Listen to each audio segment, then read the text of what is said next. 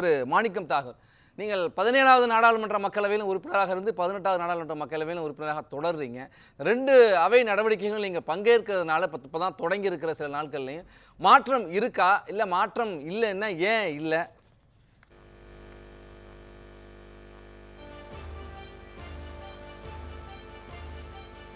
வணக்கம்.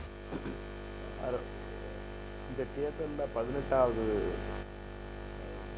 மக்களவைத் தேர்தலில் மக்கள் கொடுத்த தீர்ப்புக்கு அடிப்படையில் பார்த்தீங்கன்னா, இப்போ இந்தியா கூட்டணி 237 இடங்களை பெற்றுச்சு.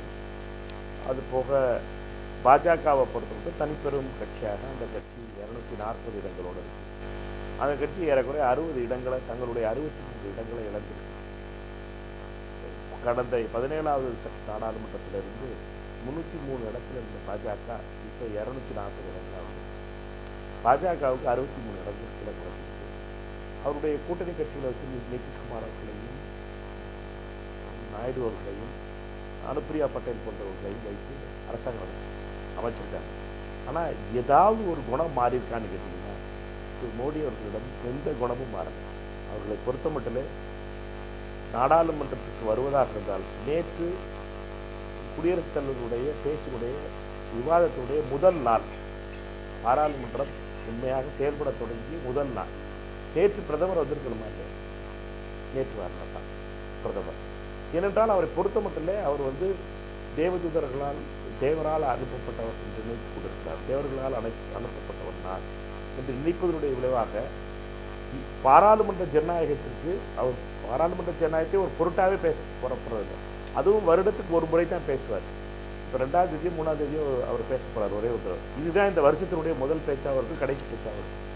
பாராளுமன்றத்தில் அவர் வந்து பேச போகிறது லோக்சபாவில், அது மக்களவையில்.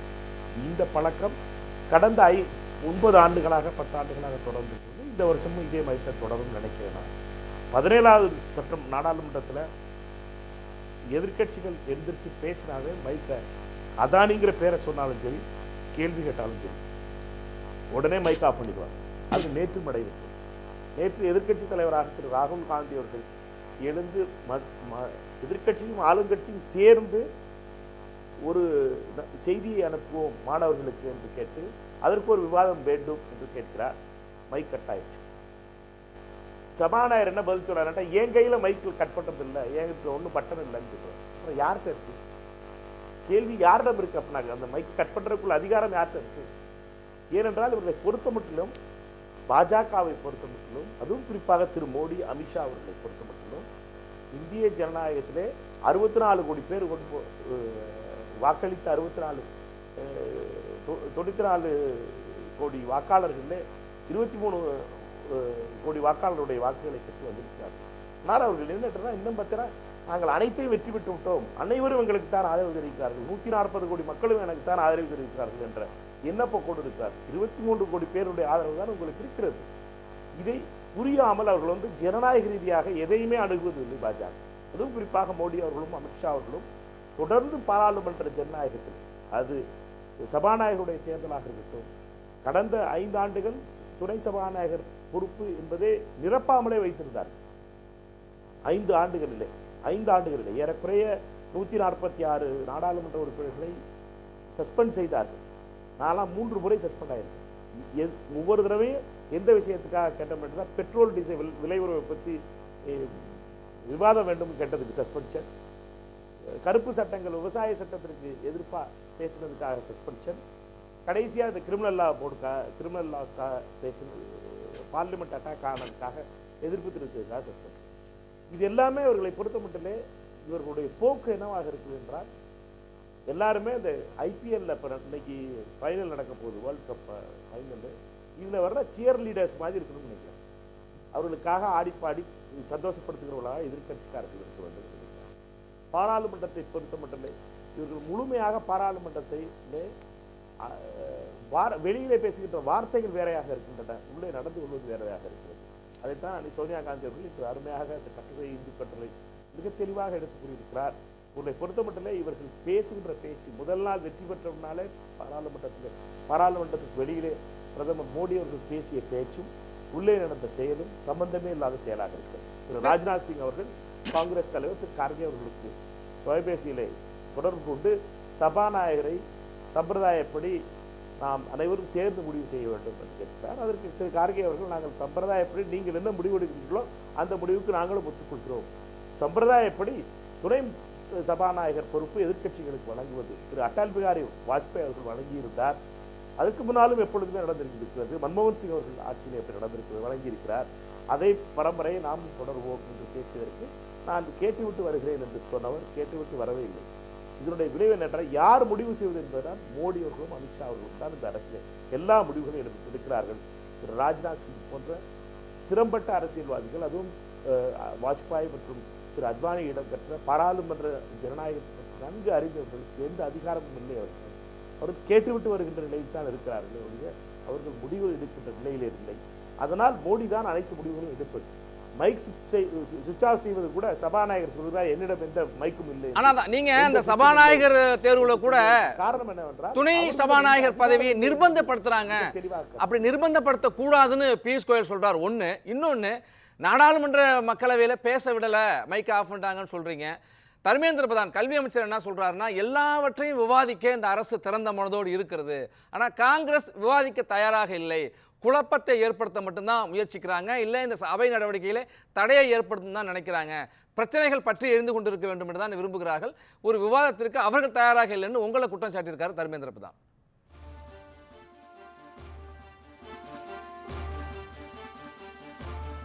பியூஷ் கோயலுக்கு வருவோம். பியூஷ் கோயலை பொறுத்த வரைக்கும் அவர் சொல்வதும் செய்வதும் எப்போதுமே தவறாகத்தான் இருக்கும். அவரை பொறுத்த மட்டுமே அவர் முதல் தடவை பாராளுமன்றத்தில் வெற்றி பெற்றிருக்கிறார், மக்களவையில் வெற்றி பெற்று வந்திருக்கிறார். அவர் ஒரு ராஜ்யசபா மெம்பராக இருந்தவர். தொடர்ந்து இப்படி ஏதாவது ஒன்று ஏற்றி முக்கியாக பேசுறது தான் அவருடைய வேலை. தர்மேந்திர பிரதான் அவர்களை பொறுத்த மட்டுமே இந்தியாவிலேயே ஒரு கல்வி அமைச்சர் 70 கிட்டத்தட்ட ஒரு 30 பேப்பர் லீக் நடந்திருக்கு. அவர் கல்வி அமைச்சர் ஆனதுக்கப்புறம் 30 பேப்பர் லீக் நடந்திருக்கு. நீட்டை பொறுத்த வரைக்கும் எத்தனையோ பேர் தற்கொலை பண்ணிட்டு இருக்காங்க, எத்தனையோ பேருடைய வாழ்க்கை போயிருக்கு. கோட்டால நேற்று கூட ஒருத்தர் தற்கொலை பண்ணிட்டு இருக்காங்க. இவ்வளவு இருந்து ஒரு ரோஷம் கூட இல்லாமல் இன்னும் கல்வி அமைச்சரா 3-4 வருஷம் ஆயிடுச்சு. இன்னமும் அதை பற்றி பேசுவதற்கே பயப்படுற ஒரு கல்வி அமைச்சராக இருக்கார். அவர் இந்த பேச்செல்லாம் பேசும்போது ரொம்ப வருத்தமாக இருக்குது. ஏன்னா அவரை பொறுத்த மட்டுமே தர்மேந்திர பிரதான் உண்மையிலேயே ரோஷக்காரராக இருந்தார். ரிசைன் பண்ணிட்டார். இந்த தவறுகளுக்கு எல்லாத்துக்கும் நான் தார்மீக பொறுப்பேற்று ரிசைன் பண்ணுறேன். ஏன்னா இதை பொறுத்த மட்டுமே அவர் தான் கடந்த 4 ஆண்டுகளாக கல்வி அமைச்சராக இருக்கிறார். இந்தியாவுடைய கல்வி அமைச்சராக அவர் தான் இருக்கார். அவர் கல்வி அமைச்சராக இருக்கும்போதே எல்லாம் நடந்துக்கிட்டு இருக்கு. எல்லா பேப்பர் லீக்கும், அனைத்து கொடுமைகளும், ஒவ்வொரு பேப்பர் லீக்கும் இப்பொழுது நடப்பது 7 ஆண்டுகளில் 70 முறை பேப்பர் லீக் நடந்திருக்கு. இந்த 3 ஆண்டுகளில் ஏறக்குறைய 30 முறை நடந்திருக்கு. ஏனென்றால் இந்த அரசு குறிப்பிட்ட விதத்திலே கல்வித்துறை என்பது, கல்வி அமைச்சகம் என்பது தன்னுடைய நிலையை, தன்னுடைய கட்டுப்பாட்டை இழந்து விட்டது. அது அரசுடைய கையில் சென்று விட்டது. அதுக்கு அவர் தர்மேந்திர பிரதான் ஒரு விளக்கம் கொடுத்திருக்கார் திரு மாணிக்கம் தாகூர். இந்த பேப்பர் கசிவு என்பது, பேப்பர் லீக்ஸ் என்பது 2014க்கு முன்னாடியே நடந்திருக்கு. ஆனால் அதை சொல்லி நான் இப்போ நியாயப்படுத்த விரும்பல. இப்போ உரிய நடவடிக்கை எடுத்திருக்கோம், தேர்வை ஒத்தி வச்சிருக்கோம், சிபிஐ விசாரணை நடத்திக்கிட்டு இருக்கு, உயர்மட்ட குழு அமைச்சிருக்கோம், இஸ்ரோவுடைய முன்னாள் இயக்குனர் தலைமையிலெல்லாம் அமைச்சிருக்கோம். ஆனால் இதையெல்லாம் ஆக்கப்பூர்வமாக எடுத்த நடவடிக்கைகள் எல்லாம் ஒத்துழைப்பு கொடுக்காமல் பிரச்சனையை மீண்டும் மீண்டும் எரிந்து வைத்துக் கொண்டே இருக்க வேண்டும் அப்படிங்கிறது தான் நோக்கமாக இருக்கு காங்கிரஸ் அப்படிங்கிறாங்க.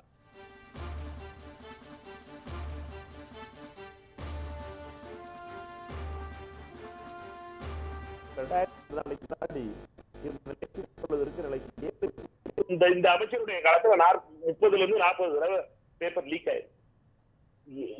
நேற்று நடந்த பரீட்சை கூட ஒரு லீக் ஆயிருக்கு. நீட்டினுடைய பரீட்சைகள் இவ்வளவு பெரிய கொடுமை நடந்தது.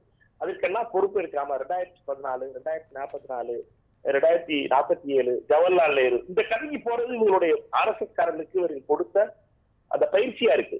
இன்றைய பிரச்சனையை பற்றி பேசுவதில்லை, இன்றைய பிரச்சனைக்கு தீர்வு காண்பதில்லை, நாளை எப்படி இருக்க போகிறது, நாளை எதிர்காலத்தை பற்றிய பிரச்சனைகளை பற்றி பேசுவதில்லை, வரலாற்றையும் பொய்யையும் பற்றிய பேசி காலத்தை ஓட்டிக்கிட்டே இருக்காங்க. இவர்கள் இதை மக்கள் நிராகரிக்கிறார்கள். அதனாலதான் 303 இருந்து 239 கொண்டாந்து அவங்களை விட்டுருக்காங்க.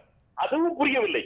இவர்களுக்கு மக்கள் கொடுத்த வாக்கு தீர்ப்பும் இவர்களுக்கு புரியவில்லை. இன்னும் பொய்யை சொல்லி வண்டி ஓட்டலாம் நினைத்துக் கொண்டிருக்கிறார்கள். அதனுடைய விளைவாகத்தான் சோனியா காந்தி அவருடைய கட்டுரையில மிக தெளிவாக சொல்லியிருக்கிறார். 146 நாடாளுமன்ற உறுப்பினர்களை சஸ்பெண்ட் செய்து இந்திய பீனல் கோட் சட்டங்கள் திருத்தப்பட்டன. அது அனைத்தும் மீண்டும் ஒரு முறை விவாதிக்க வேண்டும் என்று சட்ட வல்லுநர்கள் சொல்கிறார்கள். என்றால் கடுமையான சட்டங்களாக நிறைவேற்றப்பட்டிருக்கிறது. எந்த ஒரு விவாதமும் இல்லாமல் நிறைவேற்றப்பட்டிருக்கிறது. திரு அமித்ஷாவினுடைய அதிகார போக்கும் சர்வாதிகார போக்கும் இந்தியாவினுடைய சட்டங்களை சட்ட சரத்துக்களை மிகப்பெரிய அளவில் பாதிக்கப்பட போகிறது. பல ஏழை சாதாரண சாமானிய மக்கள் பாதிக்கப்பட போகிறார்கள் என்பது மட்டும் உறுதி. அதற்காக மீண்டும் பாராளுமன்றத்தில் விவாதிக்க வேண்டும் என்று சொல்கிறோம். ஆனால் அவர்களை பொறுத்த மட்டும் அதை கேட்கப் போவதில்லை. ஆனால் இவர்கள் நினைத்துக் கொண்டிருப்பது என்னென்றால் எல்லாம் இவர்கள் செய்வது சொல்றபடி நடக்கும் என்று நினைத்துக் கொண்டிருக்கிறார்கள். இப்பொழுது பாராளுமன்றத்திலே இவர்களுடைய எண்ணிக்கை குறைந்து விட்டது. தனிப்பெரும்பான்மை இழந்திருக்கிறது பாஜக. பாஜக கட்சி மட்டும் மைனாரிட்டியாக இருக்கிறது. பாஜகவுடைய நாடாளுமன்ற எண்ணிக்கை மைனாரிட்டியாக இருக்கிறது. இது ஒரு மைனாரிட்டி அரசாக இருக்கிறது. ஆனால் கூட்டணி நண்பர்கள் கூட்டணி கட்சிகளோடு சேர்ந்து நாயுடு அவர்களையும் நிதிஷ் அவர்களையும் அனுப்பிரியா அவர்களையும் நம்பியே இருக்கின்ற கட்சியாக இருக்கிறது, ஆட்சியாக இருக்கிறது. அவர்களை பொறுத்த மட்டுமே நீங்கள் சொன்னதை போல திரு ஷாம் அவர்கள் சொன்னதை போல திருமதி அனுப்பிரியா பட்டேல் அவர்கள் நேற்று கடிதம் எழுதியிருக்கிறார். நேற்றைய பிரச்சனை ஆரம்பிச்சிருச்சு. என்னன்னா ஓபிசி எஸ்சி எஸ்டி மக்களுக்கு வேலை வாய்ப்புல மிகப்பெரிய அளவிலே அவர்களுக்கு வேலை வாய்ப்பு அளிக்கின்ற மத்திய உத்தரப்பிரதேச அரசு தவறிவிட்டது என்று கடிதம் எழுதியிருக்கிறார் முதலமைச்சருக்கு. பிரச்சனை தொடங்கிவிட்டது. ஒவ்வொரு தேர்தலிலும் இவர்களுடைய தோல்வி தொடரப் போகிறது. ஹரியானா, மகாராஷ்டிரா மற்றும் ஜார்க்கண்ட், நம்முடைய ஜேஎன்கே தேர்தல் முடிந்ததற்கு பின்னால இந்த அரசிலே மிகப்பெரிய குழப்பங்கள் வரும். ஆட்சி மாறத்தான் செய்யும் என்பதில் எந்த ஒரு சந்தேகம் பேசலாம் சார். நீங்க ஒரு பெரும்பான்மை கிடைக்காத பொழுதே யார் ஆட்சி அமைப்பதில் ஒரு சந்தேகத்தை எழுப்பினீர்கள்.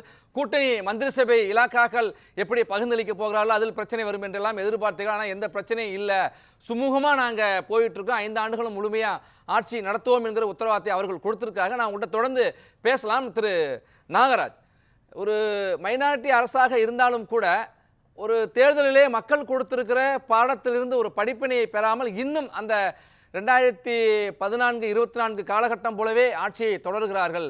கருத்து வேற்றுமை என்று பேசுகிறார்கள், ஆனால் செயல்பாட்டுக்கு வரமாட்டேங்குது. பேசுறது ஒன்றா இருக்கு.